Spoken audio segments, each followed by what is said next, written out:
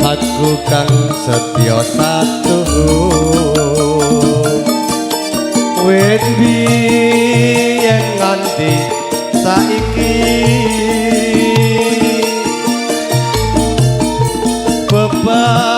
bebasane peteng kapan pangobor seminar handika pangayomanku lahir batin tulus nyata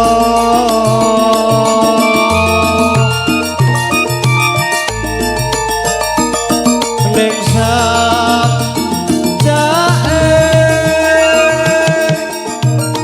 handika semune kurang rana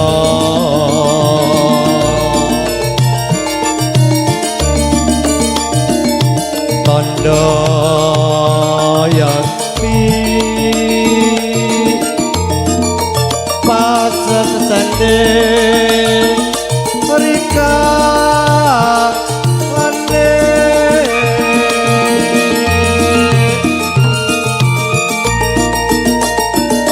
ngangkat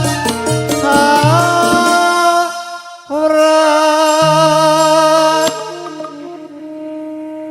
mlampah tebih datan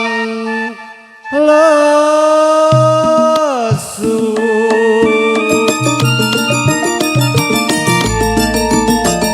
mugi lestari yo mugianto berkahing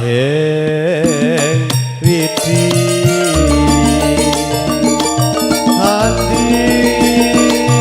kombong tansah timbang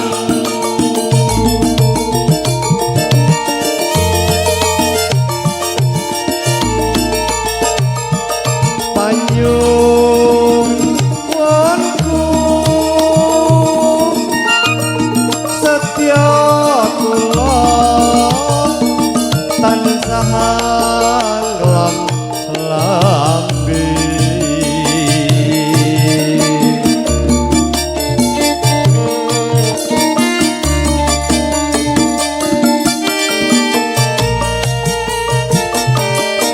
selamat menempuh hidup baru Mbak Vita Fatimah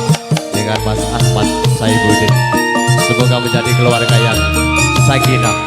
mawaddah, warahmah.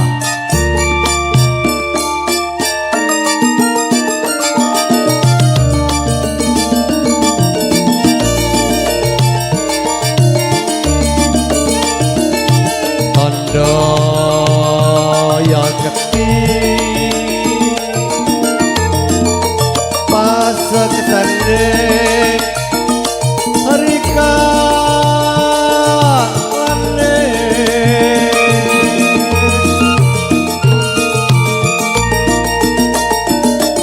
ngangkat aurat mlampah tebih datan lesu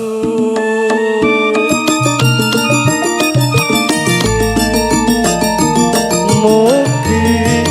lestari yo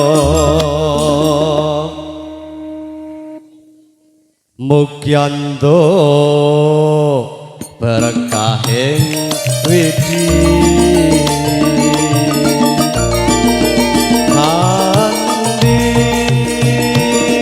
ngomong tansah nimbang yuk ya panyu